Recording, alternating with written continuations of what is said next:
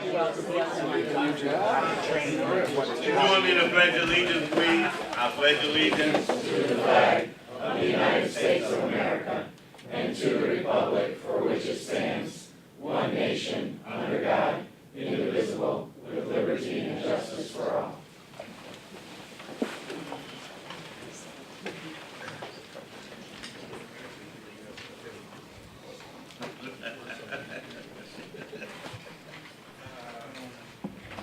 Okay, take the roll, please. Mayor? Here. Benefield? Brooks? Here. Frizella? Here. Gould? Here. Hart? Here. O'Gallagher? Parker? Here. Staley Ferry? Here. Chumanello? Here. Weigel? Here. Winfrey? Here. And Easter. Here. We have a quorum. Okay, next we have the minutes from the Committee of the Whole from July 13th. Moved. Moved. Second, any additions or corrections? Hearing none, all in favor? Aye, And opposed? did you mean the minutes for Motion July carried. 13th and the next one? was 13th, I said, yeah, But you 13th. got two different minutes. Just Yeah. make sure. One's executive session. Yeah. Okay. We'll do that one next, Chuck. Anything else you want to know? Just Anything make else you sure want? that you got the- Anything I thought else you said want to try to executive run? session. you know? Yeah, well, I just make Executive sure you're committee, seeing- executive committee. Go for So it. listen, I haven't learned to okay, listen okay. to you yet. Next we have the Come on, boy. minutes from the Committee of the Whole executive session minutes from July 13th. Move. Second. Any additions or corrections? None. Okay, Chuck? Move on. All in favor? Aye. Opposed? Motion carries. Okay, is there any other old business to bring forward today? Okay, under new business, authorizing the county executive to bind coverage and execute contracts with designated carriers for the renewal of the Will County Comprehensive Group Benefits Plan. It's our renewal time. So, morning. So I have our consultants, the partners from Aon Hewitt that have been working with us both on the renewal and on our negotiations with ASC. Yeah, so we have some handouts. Sorry. So we have some handouts that you probably have on your iPad, but we'll hand out the paper copies too. Okay, you do. Okay, good. I can fill up my recycle I session. didn't bring my iPad, you know. Is this what this is? Yeah, some like people like those paper. No, no, it's fine. How's Davis Vision doing for you? Yeah, I'm not feeling I know, it. I'm still a paper I person. am not even. But that's what we can talk I about. want to talk about that. There's a copy. The providers are like scaling. Oh, and the quality of some of the providers. I know. That's what I'm talking. Yeah, I had some real issues with, I had some components. yeah. So, okay, good. So we're on the same page. I'll It's good to be on the same page with you. So this actually covers both numbers 1 and 2. It's the renewal and the premiums and COBRA rates. But we'll go through briefly the renewal report. And keep in mind that this renewal is based upon our plan as it exists today, because we have to set those rates. We have to be ready for open enrollment that's coming up soon. And whatever happens with our negotiations, then that will all be updated as well. So what we're doing here is presenting the renewal based upon the current plan. And I'll turn it over to Stephanie from Aon to start it out. And thank you for having us today. So I know you have a lot of stuff to go through, so we'll try to get through this pretty quickly. If you turn to page 2, we'll just go through this. We'll talk about your overall health program renewal for 2018. As Bruce said, it is status quo, so no change to design and no change to employer subsidy or employee contribution subsidy. Then we'll talk about your continued wellness program and the costs associated with that and the participation, which is very favorable. And then we'll touch upon the excise tax that's associated with the Affordable Care Act. And then we'll wrap up. All right. I think all in all, what you'll see, and Brian will walk through the numbers as our actuary, is that overall your projected increase for 2018 on a gross basis is about 6.3%. When we compare that to what medical inflation is currently, it's running around 8 to 9%, and we'll get into all those numbers. I'm going to pass it over to Brian to walk through that on page 3. Okay, so jump into page 4. Page 4. Yeah. Okay, so as Stephanie said, so overall, we're projecting an increase in your medical and for your active and retired population of 6.3%, which is less than trend, because typically we're seeing national trends at around the 8 to 9% range.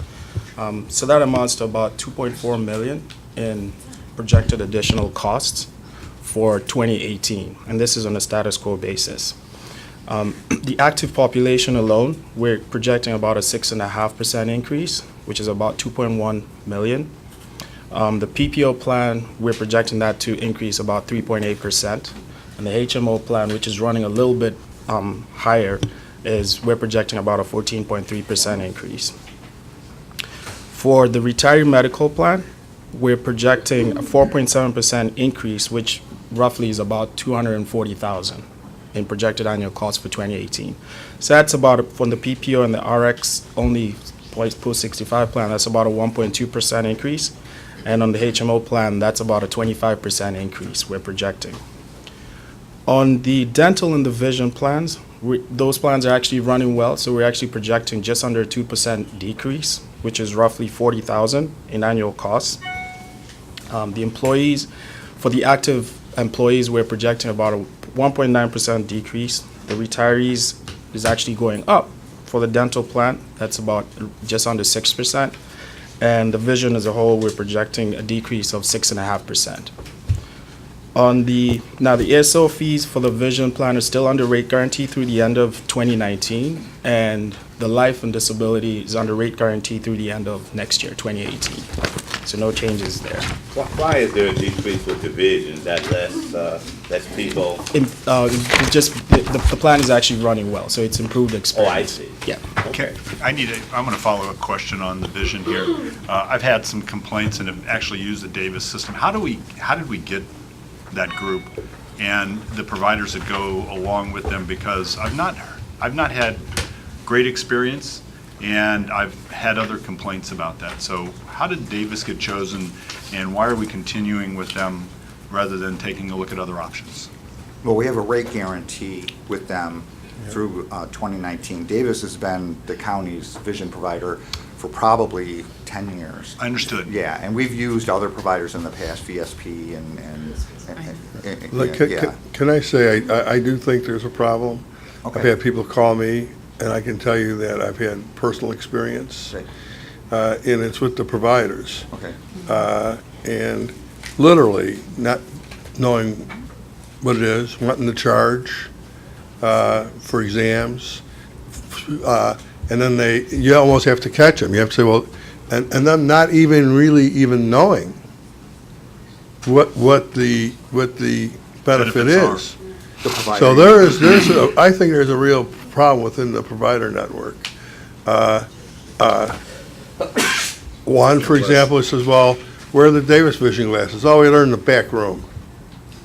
I mean, I will tell you, I think Davis Vision needs to either re-educate, recertify.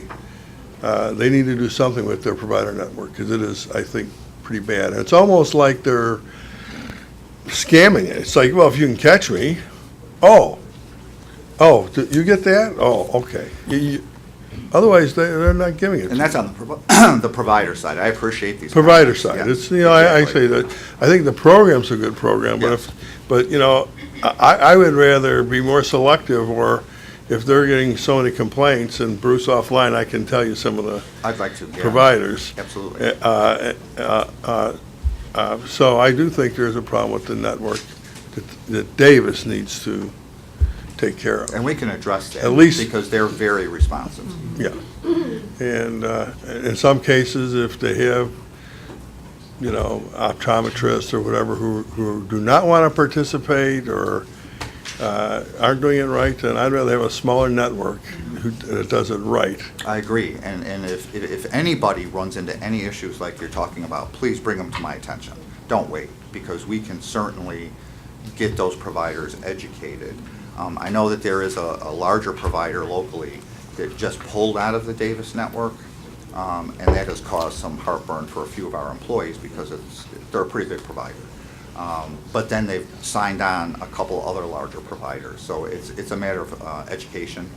And again, on the provider side, getting them re-educated on it, because, they've signed these contracts to abide by what these benefits are. So, like you said, if they'll catch me if you can, that's not gonna work. And like I see, we do have this guaranteed rate till 19. Yes. For vision, so, which is pretty nice that we Yeah. have a guaranteed rate. But I do think we need a little work in that work. We will certainly address that, and I'll talk with you offline. Okay. And I would also suggest that maybe one of the things we might want to do is interview some of the folks in the network to find out what's going, not just put it on, that they're the problem, but what's going on with Davis and their relationship. And I think having some little survey of what's going on in the network, because, I've had complaints from people that are in their network, the providers going, well, they're kind of a hassle to deal with. And so what is that hassle? Is it just $1? What's going on? I think it would be good for us to find out this, and we have 2 years at this guaranteed rate that I think a little bit of research would not hurt. Yeah, We certainly we can can. do that, yes. To give a little history, we at one point felt the network wasn't large enough. We asked them to expand the network. Yes. And perhaps we need to review the participants in that network. Yeah. We will do that, absolutely. Okay, Thank you. Thank you. on page Okay. 7? So page 6, just a quick review of kind of the underlying data that goes into our projections. We typically use 24 months. We're using the most recent 24 months, which is through the end of June. And so we're basing it off of July 2015 through June of 2017. We give the most recent 12 months a greater weighting, roughly just under 70%. We extract large claims because that's covered under the stop loss. And so on the PPO side, there was actually 6 large claims that exceeded the 200K stop loss. And on the HMO side, those 10 large claims that exceeded the 100K stop loss. Once we make that adjustment, we notice that the year-over-year increase on the PPO side was about 1.6%, and on the HMO side was 7.2%. We then apply what we call trend, which is just your healthcare inflation, because all else equal, we expect your costs to go up in the future, and costs are going up. And so based off of our internal Aon guidelines and your plan designs, we're using an assumption of 7% on the PPO for medical and 12% on the RX. We continue to see high RX trends, particularly because of the increased utilization in specialty drugs. And we're also seeing medical trends, which typically were mitigating those high RX trends. We're also seeing medical trends now on the uptick, primarily because of an improved economy off of the recession. On the HMO side, we're assuming about 5.2% on the medical, and similarly a 12.2% on the RX, and 4% for dental and vision. ACA fees, the transitional reinsurance, as you know, that was not charged from 2017 and beyond, so that's gone away. We do account for the PCORI fee. The 2018 fee has not actually formally been published, but we're making an assumption of $2.30 per member per year. They do say that it will be the 2017 fee plus a factor of inflation, so we're building an assumption into there. And we do include a 2.5% margin. Can I ask, Yes. what is the PCORI fee? What is that? What is it? So It's What was the patient- question, Trudy? The Corey fee. What is the Yeah, PCORI fee? It's the Patient-Centered Outcome Research Institute fee. Basically, it's a fee that's associated with the Affordable Care Act, where they invest those dollars in different research nationally for enhanced clinical and medical programs within hospitals. Okay, thank you. And we pay that annually in July. And every all July. employers. Every employer that offers a health plan has to pay. None of those hidden costs. Can I ask you a question in relation to medical and RX? So overall, what would you say percentage-wise of our plan is medical? And how much is RX? I know the RX continues to increase. Right. So, I mean, is it the RX 30% of the overall cost of the plan and medical 70?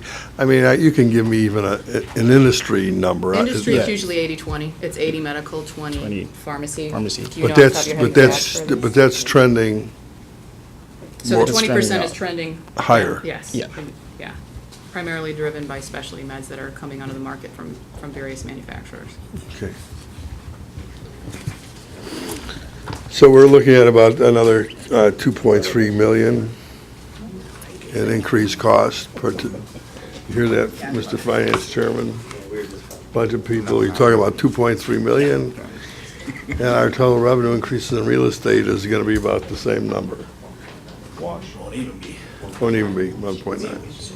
So we need to continue to do some work. Anyways, continue.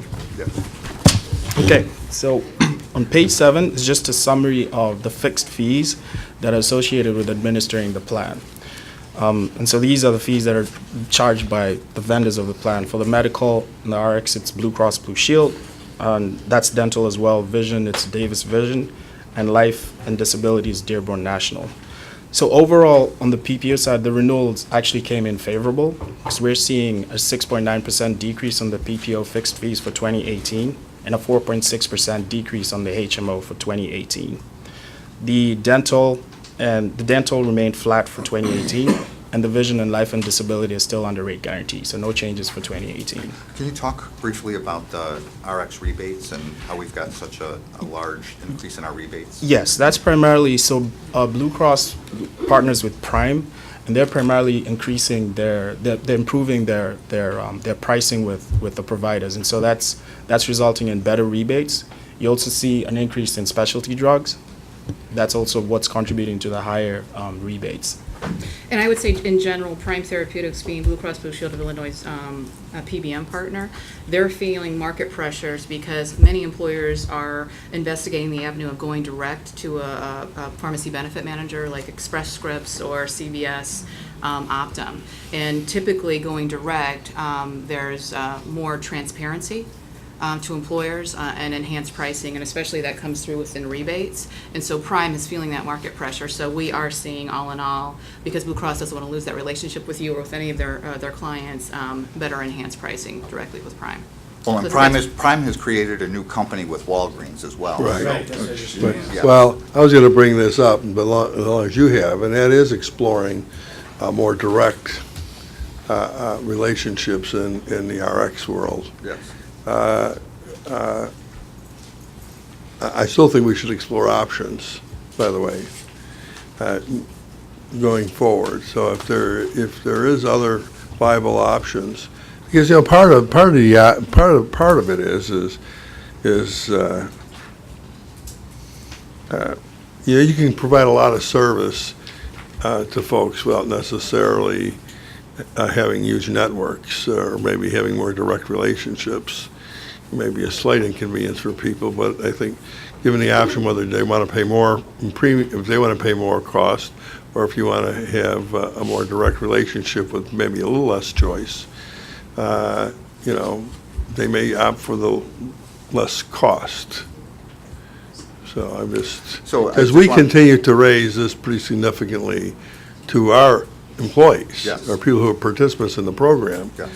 I mean, it wasn't many years ago, they never paid over $10. Now they're routine to pay $25, 50% of the cost and certain drugs. So that also concerns me a little bit, that, so we need to contain those costs. And if there's ways of doing other relationships, if there's alternatives we can look at, we should. Right, and so Prime is also, and our plan has also instituted certain other programs within the pharmacy benefit of step therapy, of prior authorizations, of dispensing limits on some of these high-cost abusive drugs, things like that. So it's not like you can just, your doctor writes it and you go get it filled. No, they're pretty good. Yeah, they're. Yeah, they do. They're on you. Absolutely. I've experienced it myself. Did they square away the glitches they were having in the transition? Yes. with them? Yes, they did. Yeah, initially there was an issue because their fully insured plans did not allow their members to go to CVS Pharmacy. They had to go to Walgreens. So at the beginning of the year this year, there was a big glitch in CVS saying, well, we can't accept Blue Cross anymore. So fine, I mean, I knew better, so I talked to the pharmacist. I said, you better call your corporate headquarters because we're a ASO only and we definitely can use you as a pharmacy. And so I know locally that got squared away with CVS. I don't know what happened nationally. Well, they were also having problems switching over in the mail, switching over the prescriptions from one company to Yes, the other. exactly. They got all messed up. Yeah, okay, yeah. I had an easy transition, so. And I also, I transitioned. wanted to let the committee know that early in the year, we made it clear to Blue Cross that we are certainly looking at other PBMs. And I think some of that, some of our renewal pricing is reflective of knowing that we're actually looking at the market for PBMs. And so Yeah. you'll see our stop losses, well, our HMO didn't increase at all, which is unbelievable. Capitations actually went down, I've never heard of.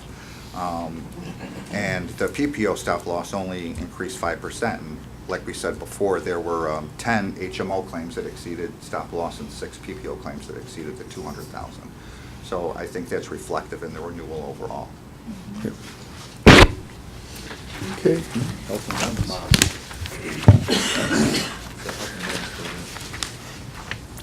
You know, it's, you know, we've had an exceptional year, I think. But even having having everything going your way, it's still 2.3 million increase. Still 2.3 million. You know, so just think if it wasn't, Exactly. you know, so point that out. Go ahead, I'm sorry, continue, Mike. Okay, so on page 8, so we have a summary of the actual budget numbers that we're projecting for 2018. So you'll see combined your medical, dental, and vision, we're projecting about 4.2 million, which is about 5.8% increase. That's a 2.3 million there. Your total medical cost, which is about 4.4 million. The dental alone is 1.7 we're projecting for 2018, and the vision is about 250,000 for 2018. Okay. The next couple of pages we won't necessarily go through, but we typically just include this. This is, you know, just a high level of how we develop the projected costs. And from pages 11 through to page 17, we have the actual rates that we're projecting, the premium equivalent rates that we're projecting for 2018 and the employee contributions. So these are the pieces that are number 2 on your agenda. All right, so the projections are still a good budgetary tool for us. Oh, absolutely. Yeah. Okay. Okay. So these are the actual Anything rates. else? So John, we won't necessarily go through the actual rates unless you have specific questions. I was about to say, the rates are actuarially calculated. These are monthly. Monthly. Yeah. Slide 14 and 15 actually denote the employee contribution.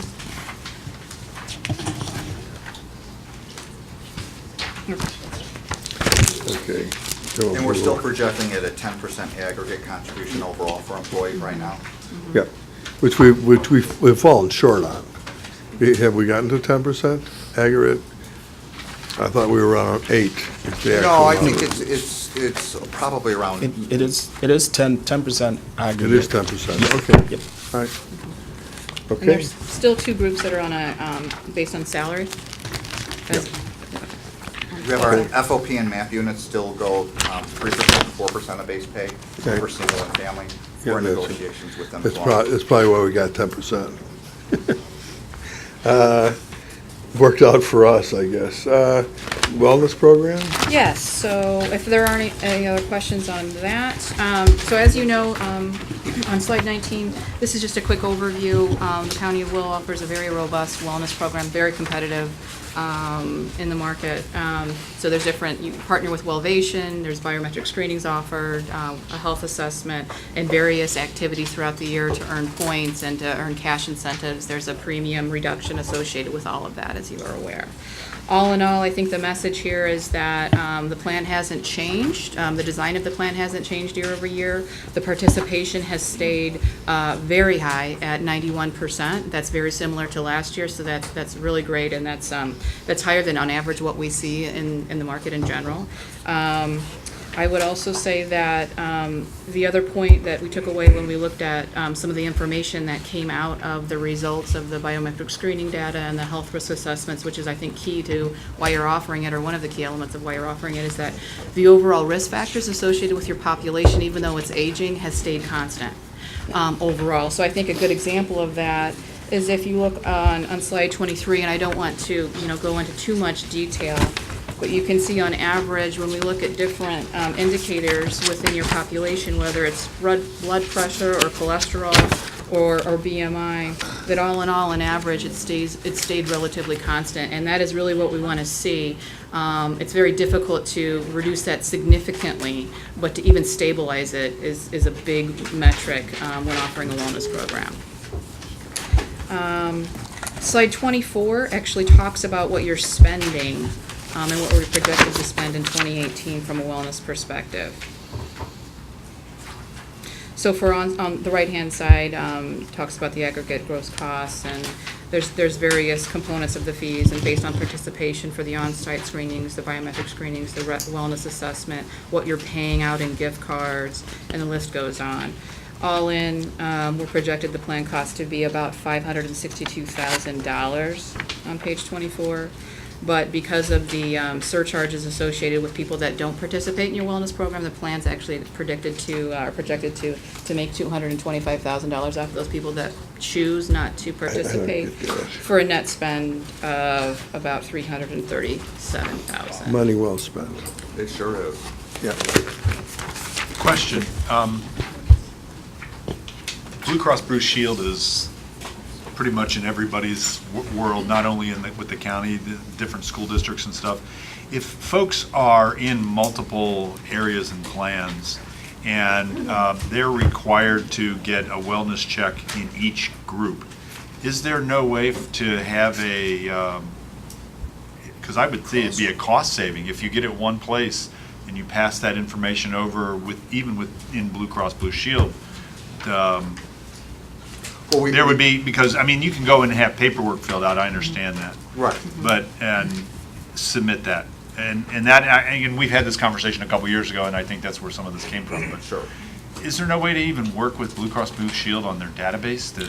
Well, we don't use Blue Cross Blue Shield as our wellness provider. Right, we use. So, and a lot of people don't. Some do, or some use a piece of their wellness program. Our wellness program is through Wellvation. Right, right. Our So it's portal managed well. So it's not through Blue Cross. However, we tap into some of Blue Cross's added extra, like Blue benefits, things like that, for discounts on fitness centers and things like that. But the plan itself doesn't go through Blue Cross.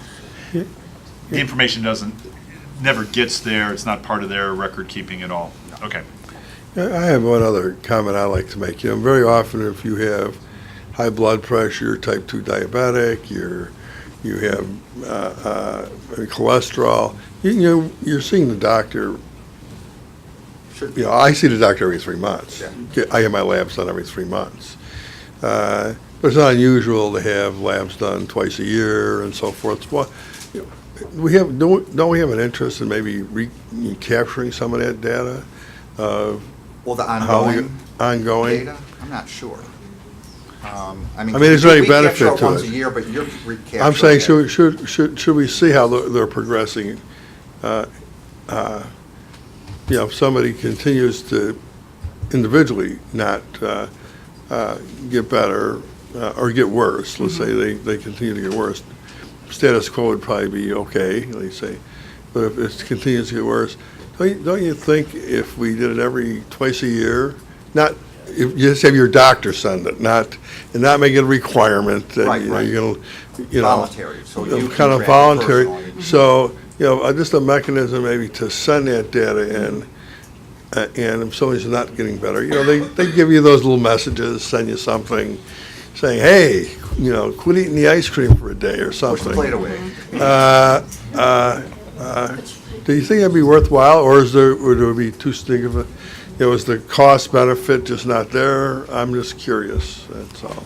And I'm why? sorry, so are you speaking of just, you're just preventative checkups or Well, the because continued? They're follow-ups. Follow-up lab work throughout. It's basically follow-ups, you know, so we're doing our biometrics. Everything that's done as biometric, I have done 4 times a year, plus the biometric one. And they can fluctuate, and it lets me know that, hey, I'm not being so good the last couple months, and I better, tighten it up a little bit. I'm just curious that when people are doing the labs anyway, it would seem to me that it would make sense if there's a way of recapturing that and sending the data in. I don't know if you can de-identify that information because we, as HR, don't even see the detail of individuals' reports. So doing something like that may breach. Or even saying, have you followed up with your doctor? You're having your biometric done once a year. If you're not doing anything, you're not doing a follow-up, say 6 months later, see how you're doing. And that we can look into. So we can look into having our vendor actually look at the identified information and then highlight or flag individuals that may have been pretty high on their numbers. Didn't need a follow-up. And absolutely, send a letter, postcard, something. And Blue Cross does that to some extent as well. I'll give an example, if they identify someone that might have They do. diabetes. They do. And they're not taking the prescription, so I mean, they do that to some extent, but I think wellness vendors in general can do what you're asking. It's a matter of what the cost is associated with that follow-up and just communicate, and making sure it's de-identified to the employer, but that they would handle that communication. You Yeah. would have to approve the general templated communication and how that style would move forward with members, but vendors in general can do Because that. I think when you continue to remind someone, or they realize, hey, they may be even doing some, especially doing additional follow-ups. You may think you're doing everything right. You may think, oh, I changed my diet enough. I'm exercising enough. But then when you get the results, it's like, I'm not improving, or actually ticked up a little bit, or whatever. I mean, I just think. Little there's- encouragement throughout the year is not gonna hurt. And Blue Cross Blue Shield does do I it. think you're talking about me, though. Yeah. But Jim, I did want to throw in, Bruce, they do tell you at the time of your test if there are some problems. Yes, they sit down and talk to They you. sit down and talk to you, because Yeah. I had to go over to a little corner in the desk one day, the desk in the corner, and talk to a guy one day. I was like, this is not good. So, now I agree with you, we don't get the reminders, but at the inception of the viral test, Right. they do tell you. Right. And they do track individuals year over year, so the longer that we're in this program, you personally can see your health report as it trends over the years. If you use the portal, there's access to that. Okay. So certainly we can do some more All right, communication. we'll move on to, I'm sorry, we're just looking at how to encourage I'll call people to you. be even healthier, okay? So, Why don't you call Jim once a week? I'm good, it depends on what day you call me. I wasn't so good the other day. You guys already send out Right. information about activities and things that are going on that relate to different health things at the county. I wonder if maybe using more targeting emails like that. Yep. As we take a look at seeing how the dynamics play out here. And we do. So we look at the trend of the group overall, and actually, obesity is our worst score, overweight. So we look at things like that, and then we can start targeting some of these. Don't look at me. That you're looking at me? Not only the activities, but I'm saying maybe a little bit more direct email or contact to those people going, hey, did you see this? Because email's not a perfect communicator. If I No, could, it's not. And so maybe there is a way that, kind of play off what my colleagues are saying here. We need to get Herb on the treadmill a little more and have him eat his fruit, so we could bring him in for a luncheon of bananas and, does that work? the thing is, it's not like a good demonstration, have a chef come in and show you how to prepare things or whatever. And then I see we have done some of those types of things. But I might also point out, and I know Ray has a question, but I want to point out, I get more wellness information and communication from Blue Cross and Blue Shield than I do from the wellness program. Oh, by far, a long shot. They send me things weekly, as long as you sign up for them. If you ask, Now, are you talking about paper mail or email? no, emails. Okay. They even send me reminders to take my medications every day. Oh, yeah, if you sign up for all those things. So if you sign up for it, I'm probably getting more from Blue Cross Blue Shield in the way of wellness than I am for the wellness program. Go ahead. So, yeah, Mike and I get daily invites to Weight Watchers, but Yeah. my question is, the tax that was supposed to be implemented on this, on the insurance, I know it was delayed a couple of years, so the 2020. numbers are not indicative of having an excise tax included. Correct, and there's a couple slides in the back that talks about the excise tax. Yeah, okay.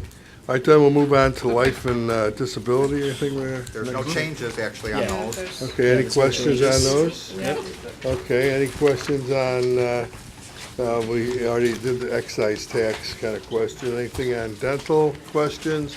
Any questions on, we went through the vision, so, Just one general question. yes, go ahead. Why these Yeah. significant increase of roughly 25% on the HMO versus the PPO? Well, the retirees as a group are rated separately than the active employees, so it's based upon actual experience. Experience, right. So, But Everybody should understand that we are self-insured. This is our pot of money. right, So, it's not like we're paying a premium, per se. We pay the claims. It's administrative costs, and when the claims go up, we project the cost to go up, especially if we've already identified some long-term or high-value, which we really can't predict, but we predict a certain amount will happen every year. It's really based there on our experience. and I we're can paying tell you, out. one of those HMO charges that exceeded the stop loss was a total claims that were paid were over $900,000. Yeah. It was a preemie baby. Yeah, so when you have those, your stop loss insurance goes up too. Yeah. Right. Yeah, I mean, so, but even though we can predict how many will be over a 10-year period, say, it's just we can't tell you what year they're gonna be in, right? Correct. So, any other questions? Okay, so then, everybody's happy with this. Bruce, before you go though, go ahead, did you wanna say something Well, else? there's two resolutions that you have to pass. Okay.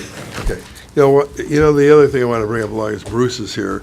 We did ask Bruce to prepare an RFQ and go out to the market to look at vendors to do our insurance programs, For risk management. risk management. And we didn't get very, which is not Aon, by the way, it's Mesro, But I told Bruce I'd bring this up. We only had one response outside of our current carrier. Now, you may think it really doesn't always have anything to do with Will County. Over the years, I've learned one thing, underwriters get in and out of the public sector. There was a time we couldn't find anybody underwrite insurance we actually went without any liability insurance for a period of time because we couldn't find a vendor.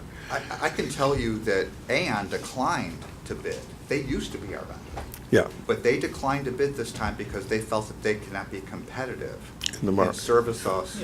So here's why I'm bringing it up.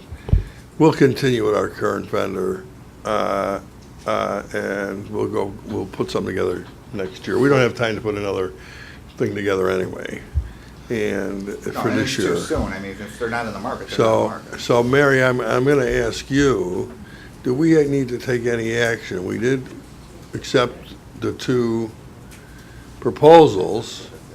I don't know if Bruce analyzed them or not, but because we didn't have what I would think would be a competitive situation, that we would not accept either, and we would go back out next year to see if the market has changed and more firms are in the public sector.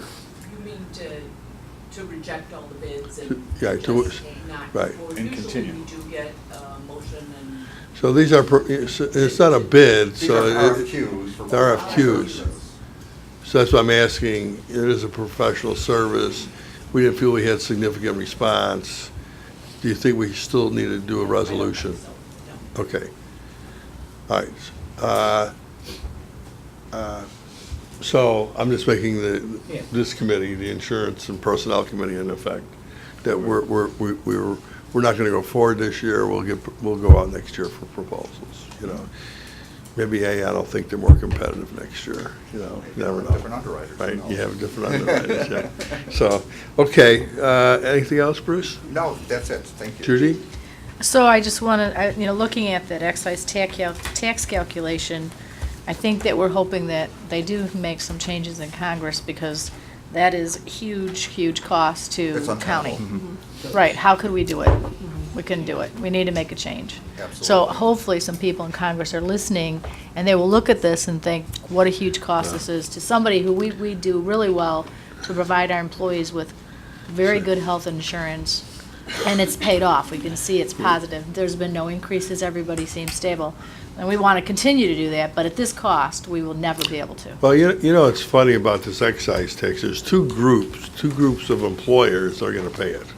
Government And the unions. and some union plans. Everybody else won't pay it because they've got their plans that don't show that this is an over benefit, you know. That's right. The whole idea, I guess, is to bring people down, not up. Is that what this is about? Absolutely. Yeah, Provide less okay. benefits and Yeah, that your insurance is too good. put that money. So you need to get that out to our employees. Their insurance is just too good. Only kidding. So. NACO's fighting very hard until every day to. NACO's fighting. All government units of government are fighting this because they're the only ones who are going to pay it. Absolutely. And government You know. should be exempt from taxes anyway, so. You know. So at any rate, Right. but there was just another way of how we're going to pay for it. But that's an issue they'll continue to talk about in Washington. Yes. Or they'll stop implementing everything, and then people really be unhappy. Well, that's when it all blows up. You know. So, okay. Any other questions, Bruce? Hang on, folks. Thank you. Thanks for Thank the you. explanation. Yeah, we need the motions for the rates and then, for the. It's on, okay, so I need a motion to renewal. Motion second, all in favor? Aye. And then I need a motion to rate. Move, second, all in favor? Aye. Opposed, motion carries, so we're going to continue to move forward. Okay, I'm not going anywhere.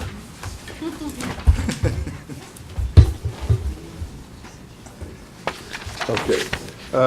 Participation by countywide elected officials in the Illinois Municipal Retirement Fund. Well, I don't like this at all. Don't shoot the I'm messenger. putting this on our board. I don't like the fact that IMRF tries to put this on our board, but go ahead.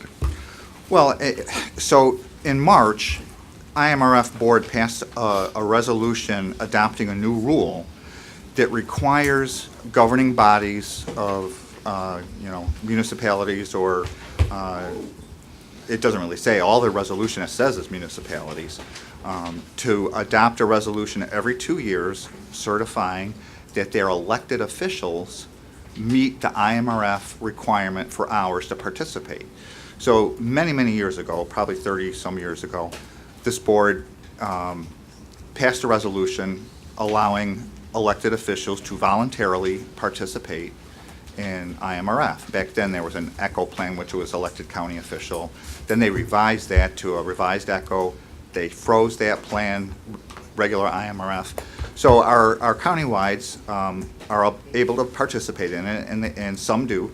They may all do.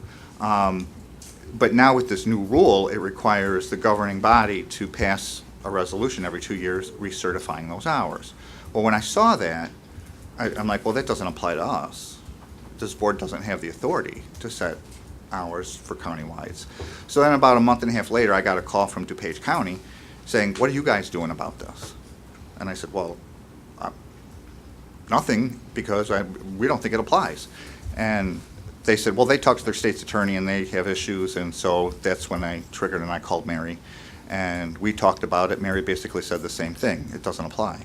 But we called IMRF's general counsel, Kathy O'Brien, and she kind of, was wishy-washy. Well, you did pass a resolution back then, so what makes you think you're not able to do it now? And this is just for the purposes of this. It's not them managing or, having control over the countywides.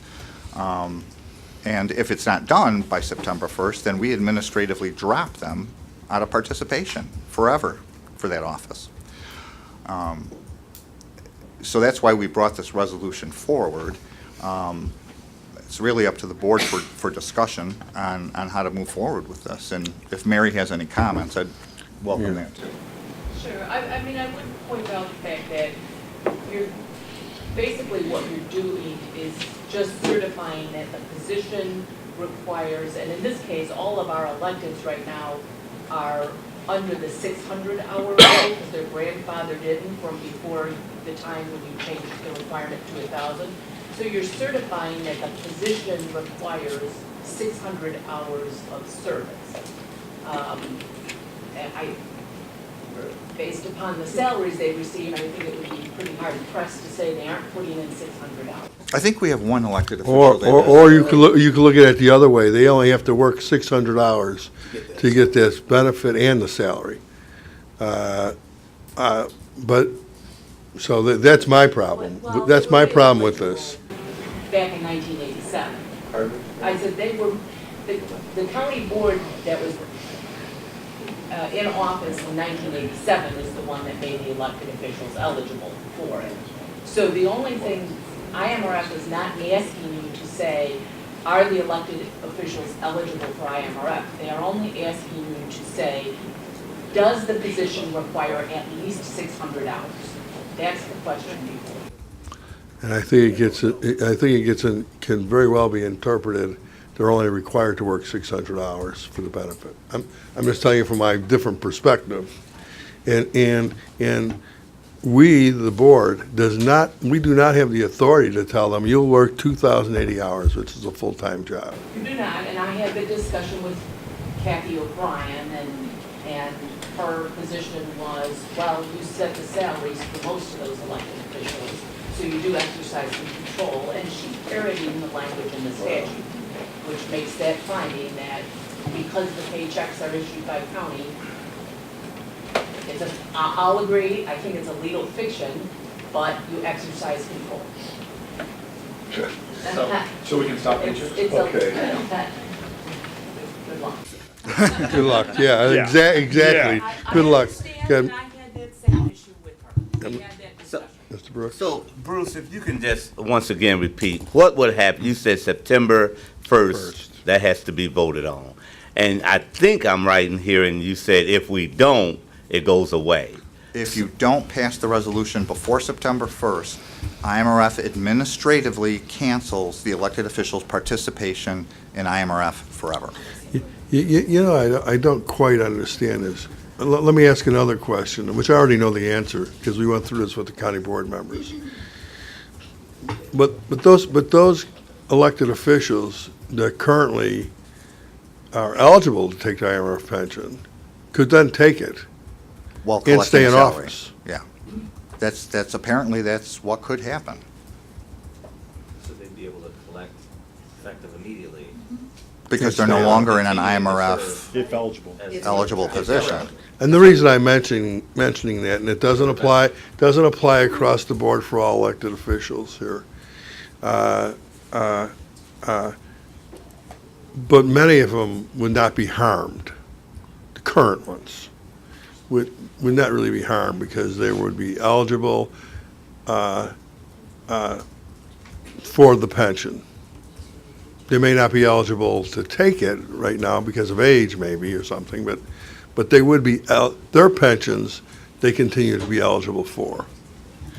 Right, And it if they can doesn't, go what's in buy there time, now they doesn't can. go away. Let me ask you this, if they're eligible to go back and buy time, can they do that? While they're still an active participant, they can't in the future, once they're no longer. So I guess what I'm pointing out is that it's a little bit of a mixed bag. Because, really, I don't want to cause anybody any harm. I don't want to cause any of our elected people any harm. I'm not as concerned about the future, because it is what it is. If you don't have to run for office. So you know what the compensation is. But I do have concern about our current elected officials. Well, and another thing, and- Jim, and is we don't, damaging them. So, I mean, I don't know how else for me to state it. Outside, I still have this problem going out and telling the public, yeah, they only have to work 600 hours, and I confirm that to get the pension. I'll open up shortly, Steve. So, I mean, so it's really difficult for me personally. I don't want to hurt anybody, but on the other hand, I don't want to say you only have to work 600 hours to get this benefit. So, go ahead, Chuck, I'll start with Well, you. we could move it up to 1,000 hours. well, it is 1,000 hours now. But they're all These people are grandfathered grandfathered in because they were here before this board increased the hours. So Future would be it would be 1,000. future that we're not counting employees when we were a Okay, $600 so, employer. so since this new piece of legislation passed, they should have been already tracking all their information. Because when this was passed and those on the board that were taking IMRF had to turn in a monthly sheet on their hours. Well, that was different. That was a legislative That was action. state statute required Right, that. so Okay. this is an a IMRF board rule, which I also have a problem with. So what's going on here? So how I mean- can the IMRF make this kind of Rule. rule? What provides them that authority? The statute. The statute allows them to pass certain rules to administer the program. It's a very general language of the statute with regard to their rulemaking power. And that is what their legal counsel is relying on for this. You think it's a solid position on their part, Mary? Well, I think there's certainly an argument to be made that the state legislature found it necessary to pass legislation when they were dealing with county boards. And the fact that the state legislature passed it addressing county boards, and that language is absent for all other active members of the pension, would argue that, no, they don't have the authority. Because once the legislature acts and they start specifically naming, the presumption is the others are not included. But it's, you know, I have no case law to rely on, I have no court opinion. So how it would all shake out in a legal challenge, I don't know. You still have the issue of, you know, the constitutionality of impairing an officer's pension, which is still a problem.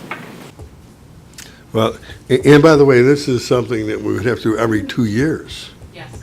This is not something just one time. One time and you go. I mean, so every time, you know, I think it's a problem.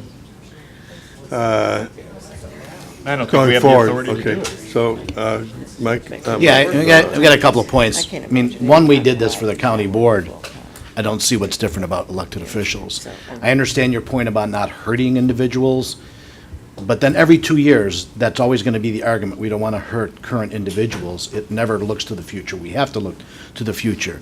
I mean, I'm gonna state my belief like I always have, like I said when I first got on the board. I don't believe elected officials should get a pension. Pensions are for people that are getting into a career. Being elected to public service is not supposed to be a career. You serve your community, go back to your job. If you're making this a job, I think that's wrong. And that's why I don't think anybody that's elected should have a pension. I don't care what, if we can go all the way up to the feds. But, be that as it may, saying that we're going to give a pension to somebody that has to do a minimum of 1,000 hours, we have no control, like you said. 600. Well, but 1,000 in this for future people. 600, 1,000 for 1,000 future. for future people. I mean, we're basically saying, okay, you're gonna get a full-time salary, but you only have to work part-time. And, I mean, we know that, you know, there are different jobs here that have different requirements as far as what you have to spend there. I mean, maybe that has to be looked at down the line salary-wise, but that's not the issue here. The issue here is about pensions. I can't vote, number one, I don't believe in voting for a pension for an elected official, but I certainly can't vote for somebody that's working part-time or is only required to work part-time to get a pension based on a full-time salary. But if I could just address the part-time argument, some of these statutorily are 24/7 jobs. State's attorney is prohibited from having another job. The sheriff is certainly a 24/7 job. So I don't think this is necessarily the same as a legislative position, which quite often is part-time, depending on how much time the individual elected official chooses to put in. Many of them put in much more than Right. Well, Again, but I well, also let- don't believe someone has to serve well, let- for 20 or 30 well, years let me either. let me point something out. You can selectively go through these. And I agree with you, Mary, state's attorney is gonna work full-time, you know. You would think the sheriff would be full-time, but just because he's 24/7 doesn't mean he's on the job 24/7. So I will say that you could include certain offices and exclude others. You don't have to include everybody. If you felt, I'm just pointing that out, there's alternatives to this. I mean, I agree, and part of the problem, and the argument's been made in the past, why are all these salaries the same? Certainly the responsibilities aren't the same, the budgets aren't the same, and I agree with that. And quite frankly, I don't think all our countywide officials are working full-time. You know, they could be out doing things, they could be out, you know, they're either not here, or they're out politicking, or whatever they're doing. You know, you can say it's all on behalf of the county, but not really. So I think there's a number of our countywide who are not here full-time. So, and I do think there's others that are here full-time. But You're right, some people may work it full-time, but we may be looking at the individual. But they're not now. required. The point is they're not required to do it. That's the The point. next guy may not do the same Yeah, thing that the last. so they're not required to do it. I agree. They are not required to do it. They're only required to work 600 hours, and that's the problem. If IMRF wants to short up, then say elected officials have to work 2,000 hours to participate. They didn't give us that option. That's part of, I think, the problem. If we would have had other requirements by MRF for countywide elected officials, then we could address it, but it's the same for everyone. History question, real Qualified. quick. Just when the county board passed IMRF participation, Yeah, it oh was yeah. for Pretty much all first. the folks at one time. I know. So county board and countywide electeds? Or was one group already having it and the other group didn't? How did that play out? There was, for the elected officials, there was a resolution. Yeah. 1987. 1987. But we started participating in IMRF in what, 1946? So elected officials didn't participate for 40 years. All the elected officials did. No, the elected officials, you know, because we started IMRF That's in my 1940. point. They all went what, in, they all came in together, they all eight? went out. When did we? 48 to 49. Yeah. So we're 48, 49, but elected officials weren't put on for another 45 years. So you could say elected officials couldn't participate for a longer period of time than they could participate. So this isn't unprecedented. I mean, so, like I say, I'm personally torn. If everyone was kept whole currently, I would say no more pensions going forward. I do have a little dilemma on current. Mr. Could I Brooks? just add, there's two ways of looking at this. We can look at the glass half full or half empty, and I think we're looking at a lot of time with it being half empty. Even though I have a lot of respect for our chairman of our finance committee, Mr. Frizzalone, I have to respectfully disagree. I don't feel that elected official should be denied a pension. I don't think there's anything wrong with politics as a career. It may not be my choice, but I would love to stay here the rest of my life. You all become my family and do this the rest of my life and feel I do deserve a pension at the end of the day. However, I think we're looking at two issues here. Those that are grandfathered in, we're not saying that they only work part-time. We're saying that the 600 hours is the minimum mandatory. Is that right? And that the resolution has to pass. But I don't think that's a bad thing, and nor do I think that our elected countywide officials right now, I don't believe any of them work half that. I mean, less than that. Well, not less than 600. Not less than 600. That's pretty hard. I think Yeah. somewhere right on that costs about 600 hours. Well, six- Let me also say one other thing, and I ain't gonna take all the comments.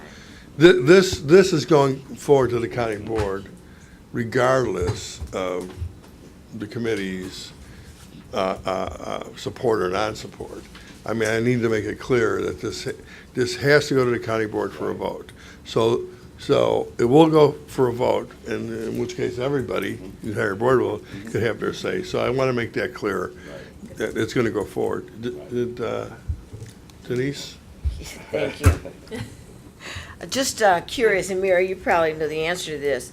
I'm just guessing, in the way that we've advertised these positions before the county-wides, was the pension a part of the package, a part of the job description?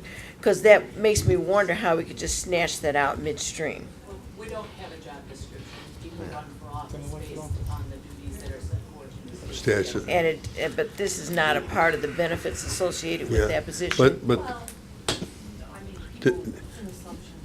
I mean, Denise, do we already have that listed, published Yeah. as part of the Not benefits? published. That's what my But- question.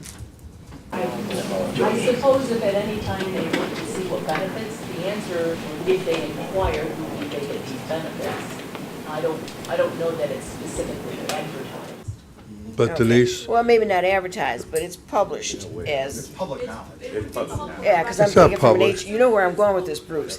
Yeah, okay. Well, They're required under FOIA to post anyone whose compensation package is over 75,000, they're required to post that entire compensation package on the web. Okay. That's And what- so then a person who's already sitting the change midterm, I would think would create some serious issues, and I'd be very well, sensitive to I don't doing think that. so. Issues of changing their compensation package during the term of office. But is it listed as part of our compensation package? Now, let me say this. And if you say yes, then go convince IMRF of that. But Denise, to get to your point, you're absolutely correct. When we discuss, the board, when we discuss compensation for the countywide elected officials, it is a significant part of our conversation. You know, of why we have perhaps not increased the salaries based on the pension benefits, based on insurance benefits, and so forth.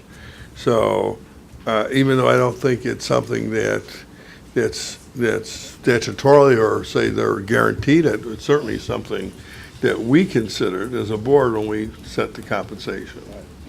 You got Tom. Yeah. So, Thomas. Tom? I think this should be placed on You're on. our legislative agenda with the state to require these officials to have 40 hours of work. If we're going to be paying out these pensions anyway, so Right. I think that should be a requirement for the position. Unfortunately, Tom, we have to do this by September 1st. It's not that we can't, But we got to do it every 2 years, so we could start working on that. it's not something that maybe we can get changed on, I mean, change another rule. If they like to change rules at IMRF, change the rule to say they have to work 2,000 hours. Okay, is there any other comments Just by? one more comment. I think that. Well, to I'm make away, us- let me do You got it. Darren, let me do Darren first. Put your light on. You- you- I'm sorry. Yeah, yeah. Sorry about that. Did you turn mine on? Again, there we go. So I wanted to kind of go back to Denise's statement regarding public knowledge with your acknowledgement about, one of the things that, what is public knowledge? I don't believe that the public believes, in general, that when they elect, and I don't want a county official, that county official's only working, by my calculations, if it was minimum, 11 and a half hours a week on their behalf. And what I'm saying is that if you take 600 hours and divide it by 52 weeks, you're talking at working 11 and a half hours a week. I don't believe that the general public would be comfortable with us approving a full-time pension for an employee or an elected official that's working 11 and a half hours a week. That's my concern about this whole thing. You say, well, the general public, when they run for this position, knows that there's a salary plus a pension. Well, I believe that when they're sitting in that poll station and they're punching that ballot for someone, they're believing that Mr. or Mrs. elected official is working a full-time job for them on their behalf. And so I really think that I'm uncomfortable with the fact of saying that we're going to give full-time pensions to individuals that only are required to work 11 and a half hours a week. You know, that's kind of my general position about it.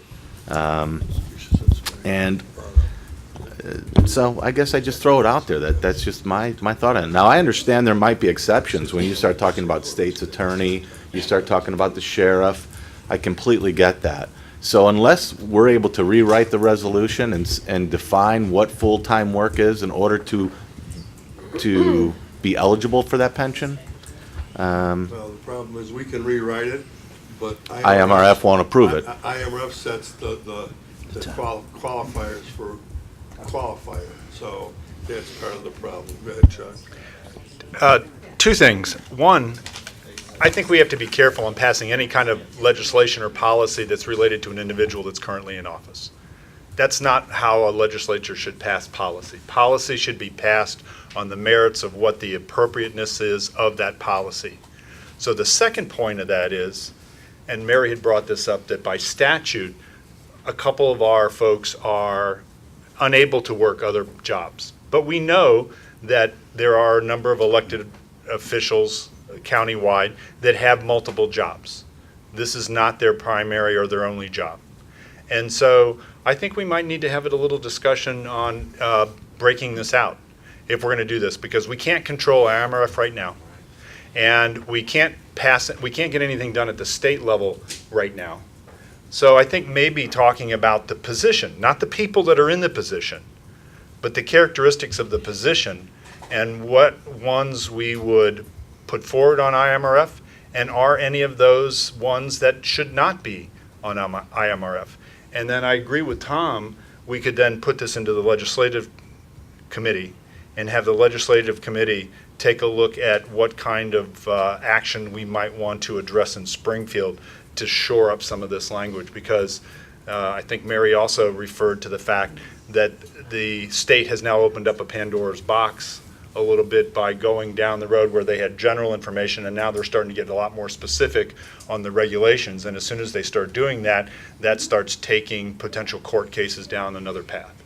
And so I would suggest that we have that discussion, and whether we need to have it here, I don't know that we want to necessarily have it on the board floor. Well, let me say that there's gonna, we have to take some type of action here. If someone has something they want to propose or put forward, certainly we could discuss it here. But Can I ask Mary the statute then? I mean, which one of the group here do we know by statute is required full-time? I think it's just the state's attorney, got it. Arguably, they're all required full-time. The state's attorney is specifically Prohibited from other work. Other work. engaging in practicing law on any other grounds. So everybody else could have. Well, let me point out, though, it says practicing law. It doesn't mean they can't do something else. It's just in way of, they can't practice law.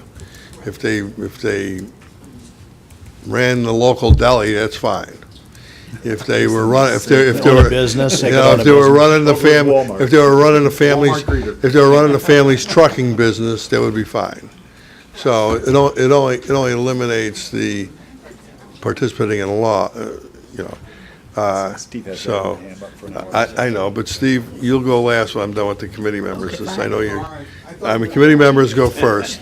Okay, I know, I should have probably told you that, you could have not put your hand up, could have saved you putting your hand up 20 times, you know. I'm a member of the committee, so I didn't sit up here. Okay, so let me finish up with committee members first. Mike? I know, again, I know it's not exactly the same thing that we did with the county board, but it is the same in the respect about, are we hurting people or not? I don't really think anybody got hurt when we did it for the county board. Those that were eligible for pension took it. I'm sure some of the people that are on the board here right now took the pension. They didn't get hurt. The same would apply to the county-wides. If they were eligible, if they reached the age when they're eligible and they had time served. So you're really not hurting anybody. And again, we have to look at not the people, the positions. Okay, Ray? I would encourage the board not to keep considering and looking at who we're going to hurt or who we're not going to hurt. Just remember that we all represent the good residents of Will County, and we need to make a decision based on what's best for the residents of Will County and not who we're going to hurt in their current position. Okay, understood. Okay, any other committee members have comments? Steve, let me see if I can guess what you're going to say. Go ahead, Steve. Just keep it short. No, I agree with Mike. I didn't take the pension. I agree with Darren, with the hours. I disagree with Chuck. I think we should just look at it in a real logical way, like the people that elected us will look at it. When you elect a county-wide office holder, they don't have to answer to anybody. And so they're not punching a time clock. They answer to the people, I'm sorry. The people are nobody. But the people don't know if they show up to work or not. They don't punch a time clock, so there's no enforcement of it. That's one thing. The second thing is it's not a career. You guys were talking about a career. There's an election every 4 years. So now, if you run for, let's say you run for the auditor job, you're elected for 4 years. After 4 years, you may lose. So you can't call that a career. A career is a person that goes into a job and works there as an employee and doesn't lose their job unless they screw up and get fired or quit. These guys, including myself, that's why I didn't take an elected official shouldn't get a pension. But we all are temporary until we don't win our election. So it's not a career. Okay, thanks, Steve. Is there any other comments by anyone? Go ahead, Gresham. Speaking to Ray's point, just taking it from a logical perspective of is this good for Will County residents or is it not good for Will County residents? I would like to know how much does it cost us? How much does that MRF cost us for the county-wide elected officials to participate? We pay approximately, where are we up to our rate now, Bruce? 11. This gives a generic number. It's a little different. It's a little different for SLEP. It's a little different for elected officials. Elected officials is probably 20%. 20% for their salary. Yeah. For elected officials. Okay. Which is. So if just to round it off, if their compensation is 100, which they're all close to 100, the $20,000 is paid by the county into their pension program. And then they pay, depending on what program they're on, 3.5% to 7.5%. 4.5%. Of their salary. 4.5% of their salary goes into. And just to clarify, Steve, I think you misunderstood what I was saying. Okay? We don't need to. No. But the idea is we all came in together back in whatever the date it was that this was signed in '87. Everybody came in together. It was a group that went in. I don't see why, if we're making a decision that the county board is not going to be taking pensions, why everybody shouldn't leave together at the same time. Okay. And that's kind of where I'm headed with this. The only reason I was bringing up the other point was if we're going to go forward, it should be according to statute and law, not necessarily trying to help one person or another out. Yep. Okay. Any other comments by anyone? I see a hand up there. Go ahead, Duffy. I don't know if you can see me back here. I can see you. Don't ask me. I can see you now. Now that you waved your hand, I see you there. But you can come up closer if you want me to see you better. No, I do like the idea of looking at merit. And speaking as an auditor, it's difficult to say it's not a career, and so taking each office by merit, that's good. And taking it logically, sometimes it's not always easy to make sure that our taxpayers and our residents are getting all the logical information to make these choices, because many of you guys just have to do what's politically expedient or possible. We can see that throughout the way. But the auditor, I'm the only one, and actually probably one of only 3 people that can do a GFOA checklist. So, I've built a career to do that specifically. GFOA checklist has to be done before our GFOA CAFR is then approved for GFOA acceptance and the awarded. It then goes to a specific pool of bond buyers. For me to even put that thing together takes a career worth of knowledge. Okay, so merit-based as well is, I agree with Chuck, is a very important piece. And if we're looking at full compensation package, we would have to understand that we could volunteer these positions. I think you're setting out and then asking the elected officials to then choose, is this actually a volunteer position? Because if you, where do you set, what is our salary set at? What is the full compensation set at? Do we take second careers? And what are we then put against, what are we supposed to do? But wait a minute, I'm a CPA, I have to put together this, the only reason why the CPA is not listed under the statute is because downstate doesn't have enough CPAs to run for office. It was created in 1911 when the GAO, the Government Accountability Office, made sure that auditors were in office. So government, and government has a very difficult time expressing logically what needs to be done, and I agree with you guys. Most of your points about tax structure and our tax policy are very difficult for our voters to comprehend and for you to get that news to them.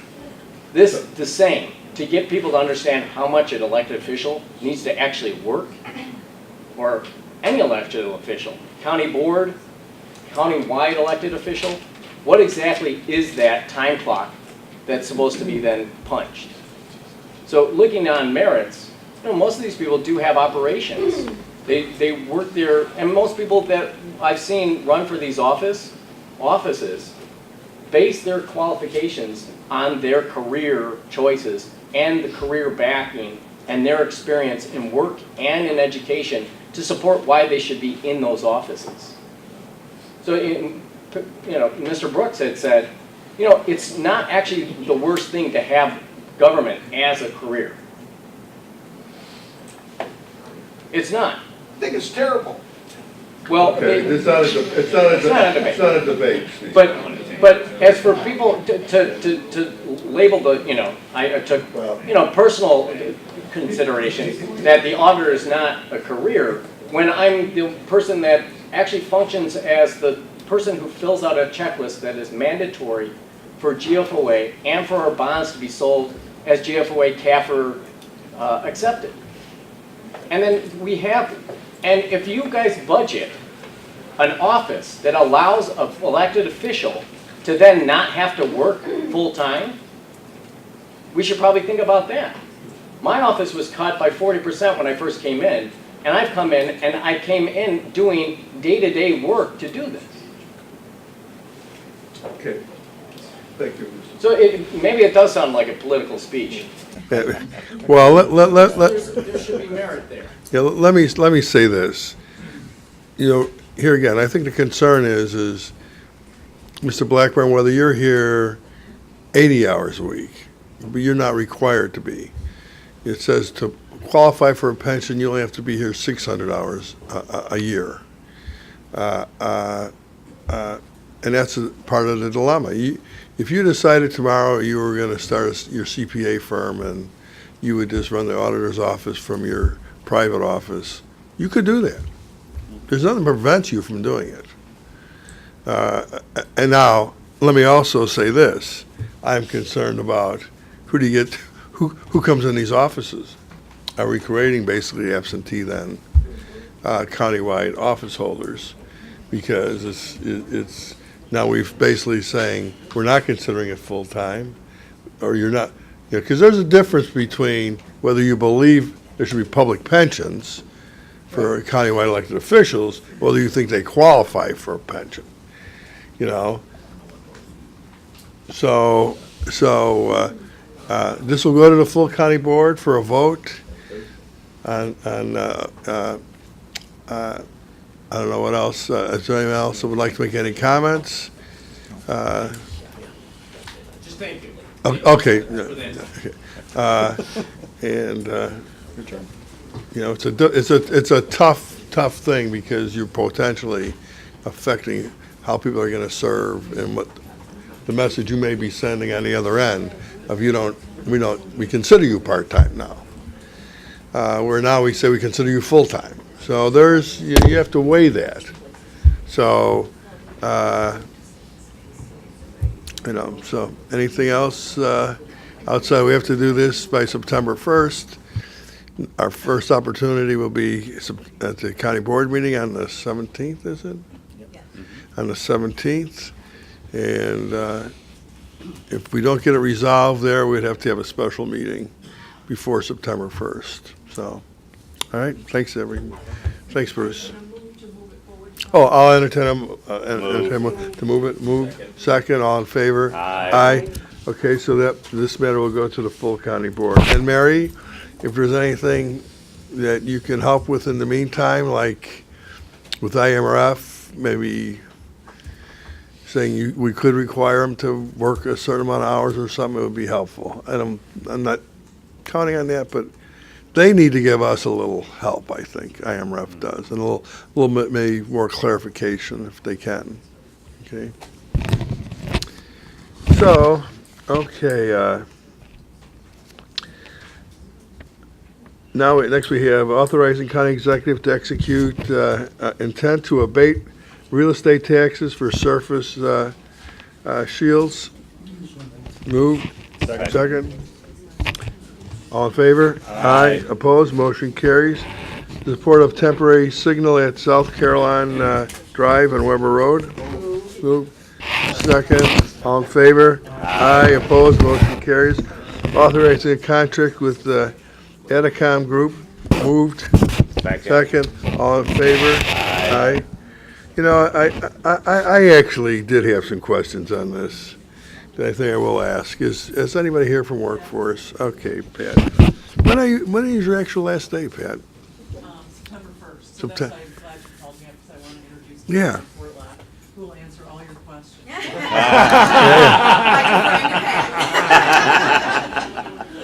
Well, you know, I've been asked, and it kind of came up for me on Edicom Group, who does the graphics and marketing and so forth. And you have a number of companies you use for this. And the question to me is how often do you go out to give other companies opportunities to participate, and or we just continue to give the same people the money? This was a competitive procurement with Okay. Edicom. We had 10 bidders. Okay. We selected 4 finalists. Our top finalist did not have the social media experience. Did not have the social media experience. Okay. So they were eliminated. We brought the other 3 companies in for one-on-one interviews, and this was the company. We've never used AdCom before. Okay. I was aware of this, Yeah. and I know some things are done competitively, and some may not be because they're a recommended vendor and it may be a small amount of money or whatever. So, is there a threshold for when generally the workforce will say anything over a $5,000 contract or whatever? I'm just throwing out a number that you go to competitive bid, or do you just certify vendors you're going to use for We different? follow your procurement rules, Okay. so anything over 20,000, we 20,000. do a competitive procurement. Under 20,000, we do at least a request for bids, or something that gives us some cost-price analysis review. Under, I think it's 5,000, we just do quotes. Okay. So we do follow your procurement rules. Does that satisfy everyone's questions? Okay. Which your procurement rules are much higher than what the OMB Yeah. standards require. So OMB standards say that we don't have to do competitive procurement for anything under 100,000. So. yeah. Well, that would be just about everything. Right. We would still have to bid most of our contracts. But this professional services stuff, we probably wouldn't have to. But yeah, we follow your rules. Does everybody know? We want to introduce yourself. If everybody, I don't know if everybody you want to introduce. Sure. Caroline Portlock. There you go. There we got go. I'll bring it down to my size, right?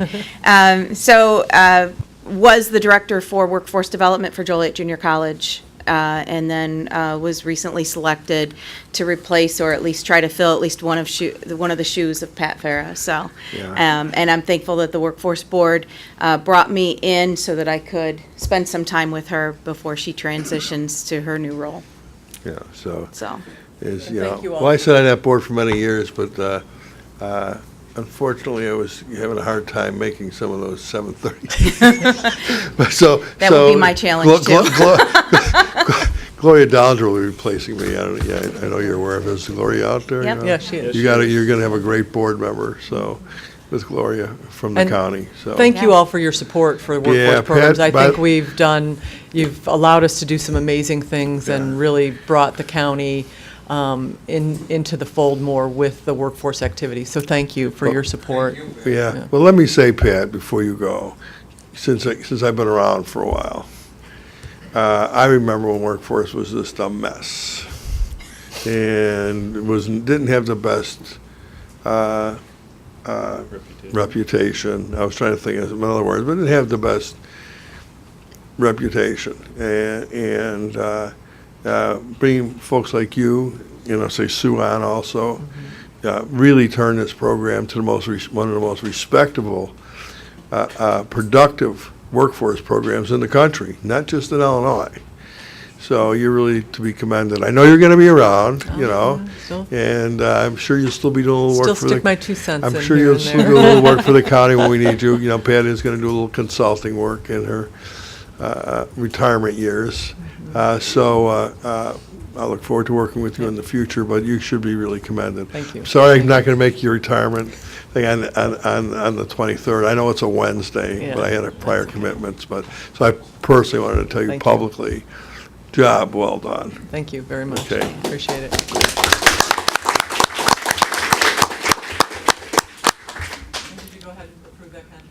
Yeah. Yeah. And by the way, Pat's playing an integral role in our freight study in relation to workforce and so forth. So, so she's still working with us. We'll get as much out of her before September 1st as we can. And welcome aboard, Carol. Thank you.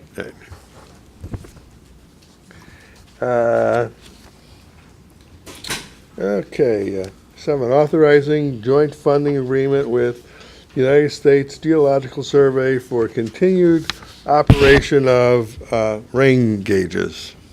Moved. Second, all in favor? Aye. Opposed, motion carries. Authorizing contract with the Excella Legislative Management for renewal of board management system. Moved. Second, all in favor? This is not ready at this time. This is the IQ2 system that you guys have. Well, I haven't heard anything. I sent changes to Excella, and we were hoping we had their approval If it- by now, but I have not. If it's not ready, we can pull it off off the county board agenda. Leave it on, and then we can send it back to the executive committee if we have to. This case, we've got a week yet, there's things to go for. Judy has her hand up. Yes, Judy? I just wanted to comment that for grammatical, rain gauges is spelled wrong. Just, Oh, yeah, it is. thank you. Who catches that? Spell check. Yeah. Yeah, where's Gresham, Okay. Okay, next we have replacement hires for the county executive HR department. Yes. We have our interviews scheduled for Monday and Tuesday of next week, so this will probably have to move to the following. Bruce, do you want me to, I can take it off. Or if you think you're gonna have a selection, it's not like, We could, and I can give it to you. let's leave it on, and then if you don't, we'll move to next month, all right? Vote second, all in favor? Aye, opposed, motion carries. Proclamations? Yeah, we have 3. There's Representative McDermott's going to bring in a resolution from the House supporting the air traffic control over at Lewis University. I think we're going to recognize Pat Farah, but she left, so we can't So, Yeah. and then there's a third one that got put on by someone, NTSAD. Got put on by me. Oh, yeah. Okay. No, and actually, I Yeah. got some information on that. That's Yeah. a really good cause. Yeah. So we'll. You want to say what it is? Is Jeff here? Yeah, oh, there's Jeff. Well, Jeff, he came to me, and this is something that's very close to Jeff. He has two daughters that do have I can't say what it is. I guess okay, thank you. Stanhoff disease, which is something that Very debilitating. very debilitating and currently doesn't have treatment or cure. Jeff asked me that we talk about rare diseases and may bring it to people's attention. And the other thing is, Jeff, you're going to have an event, right? And if we should print up that brochure, we'll have it on everybody's desk. if Jeff, you want to say a few words about the event and ask people to support it, we'll give you that opportunity also, okay? Actually, if Jeff wants to do that, he could be the one that's doing the conversation and recognizing NTSAD. So, rather than one of our board members. Well, somebody should read the resolution from the board. Are we having, okay, So- is this a resolution? It's a Just to give the information. Okay, so I need to clarify this. Do you Okay. want a resolution? Well, I actually wanted to, It's under proclamations, I thought, but it was just to bring it to everybody's. it's a proclamation. No, I want it read. Okay, so So- write that up and So maybe We'll get Jeff, someone to read it. Jeff can work with you on that Yeah. proclamation. And Judy, from the health, could, I would say, help, Health committee, but health you could read that for us. that. I'm not gonna be here. Oh. all right, we'll find someone. Don can do it then, Don, Don'll be. as vice chair. And you may want to even talk to Jeff a little bit about, okay. So, and hopefully we can promote this event and help raise some money too, so. Good. Okay? Yep. Okay, anything else on proclamations? Nope. I also have a temporary use permit for Bell Road. Jeff, do you want to tell us what that is? I mean, basically, it has to do with the construction. Yeah, 2 days ago, I became aware that the IDOT construction project on 159th Street, the contractor needs temporary access along Bell Road. So it's a routine type of thing. It just came to our attention now.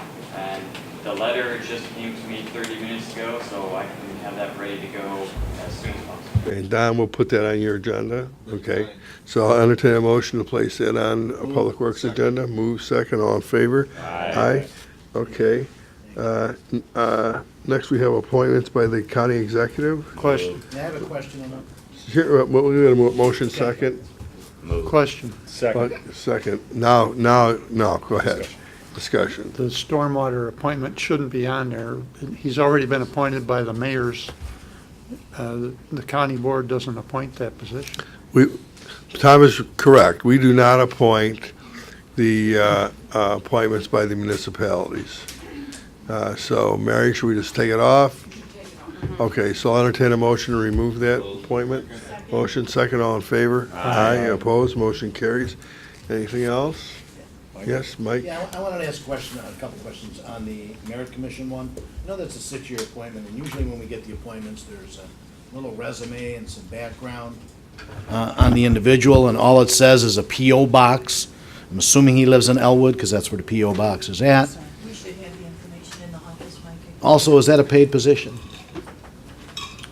Merit commission? Is it compensated? I don't know. They get paid for their travel. It is an annual salary now based on the audit last year for our, I remember, they are paid compensation now, but they were, in the past, they were just. So the answer is they're compensated, probably a nominal amount. And I don't know the mix of that committee. Is there a balance? I mean, we have Elwood. I mean, are we represented by? Mary, statutorily, is it required that people come from different regions of the county? So I think they're appointed by the sheriff. I don't think they're appointed by the sheriff. Recommended by the sheriff. They're recommended. Appointed by the county board.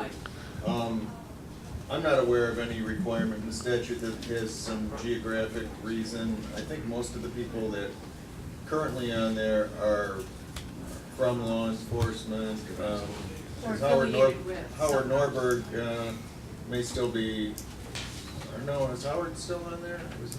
I don't recognize that. I don't Is think is this person a civilian or is he law He was from Iron enforcement? Workers, but, There's no background. No.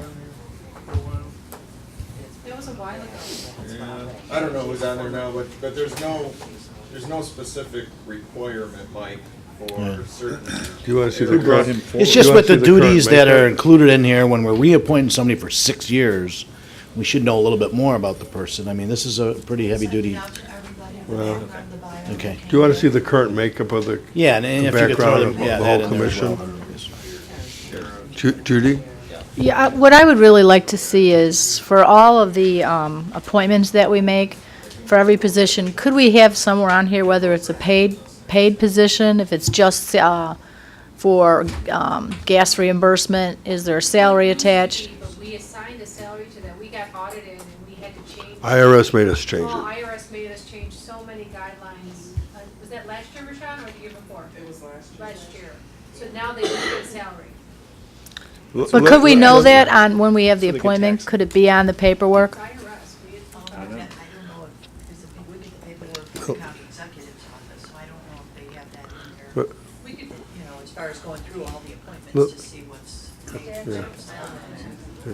All right, I have one It other would point. be good to see. We do get a nice packet from. Yeah.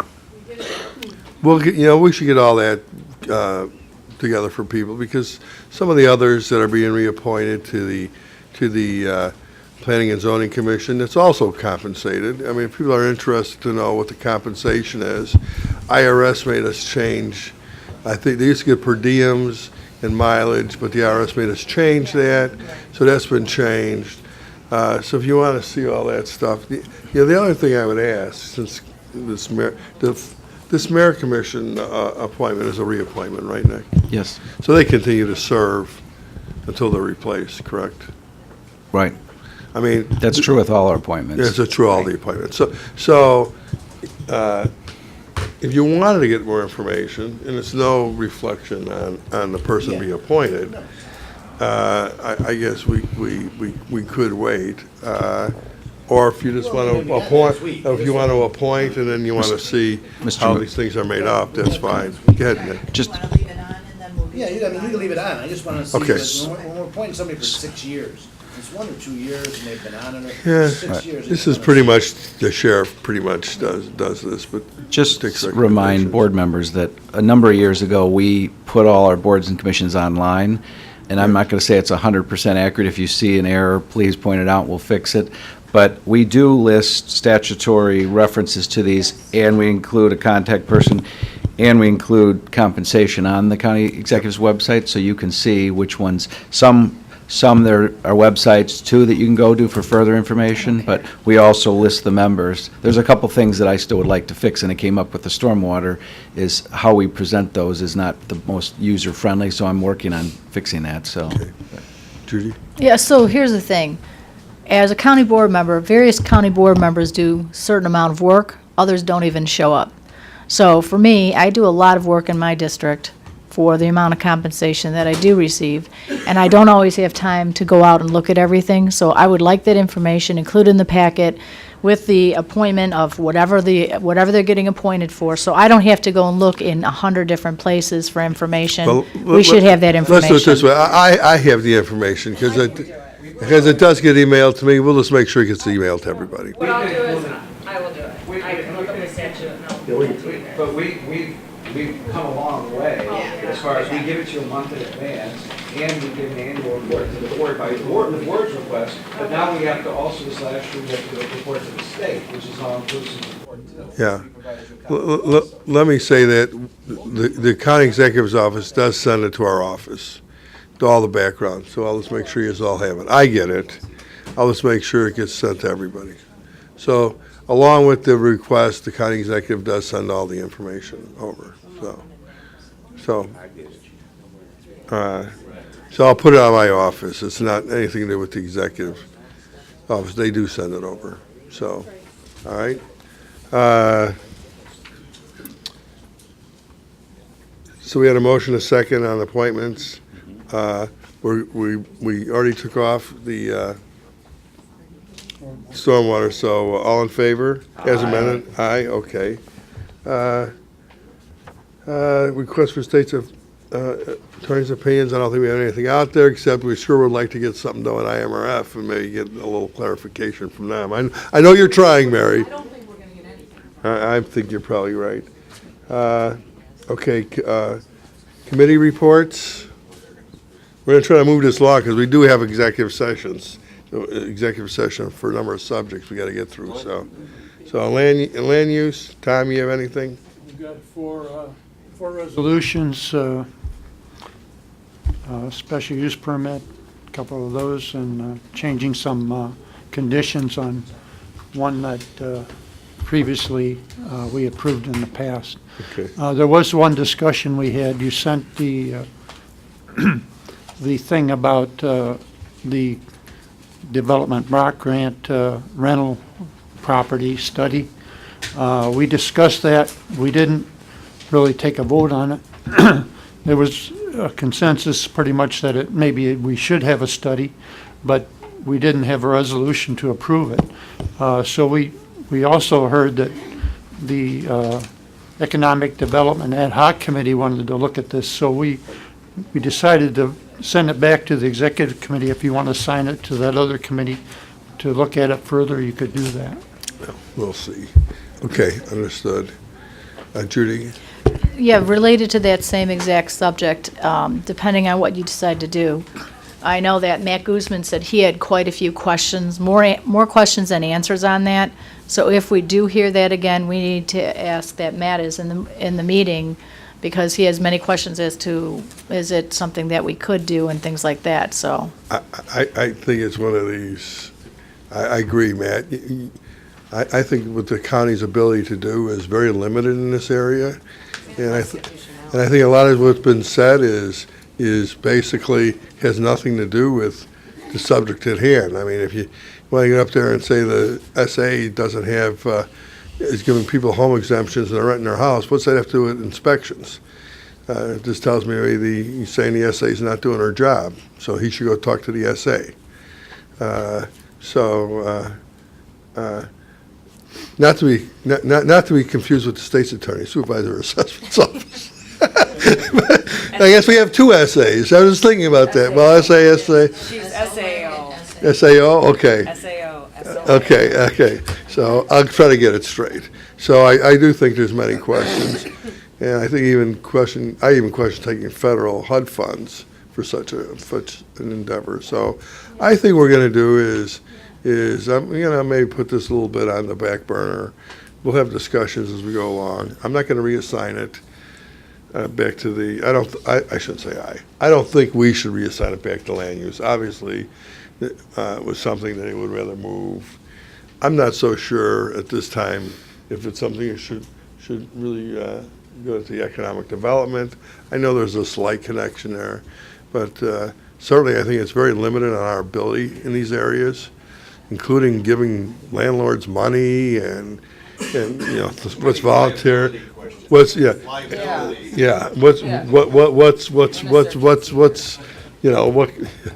are you gonna, you don't wanna put the county in. Well, the thing is how are you gonna administer this? How is it ran, who, you say it's voluntary, voluntary by who?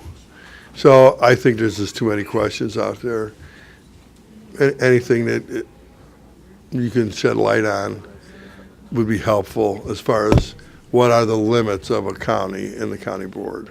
So until we hear back from you, and that's not an opinion, by the way. So it's not like, so I'm going to ask you every month. Okay, so if we bring it back up, or you can just give us the information. Okay? Okay, any questions for Tom, finance? Just designating a couple banks as county depositories, we're transferring some funds, and we're appropriating some grants. Okay. Any questions for Mike? Don, anything you want to mention? Mostly these are awards for home improvements Road improvements. Road improvements. Yeah. So you're diverting funds, Don? Now your home. We're talking about your home, though. Is it your home?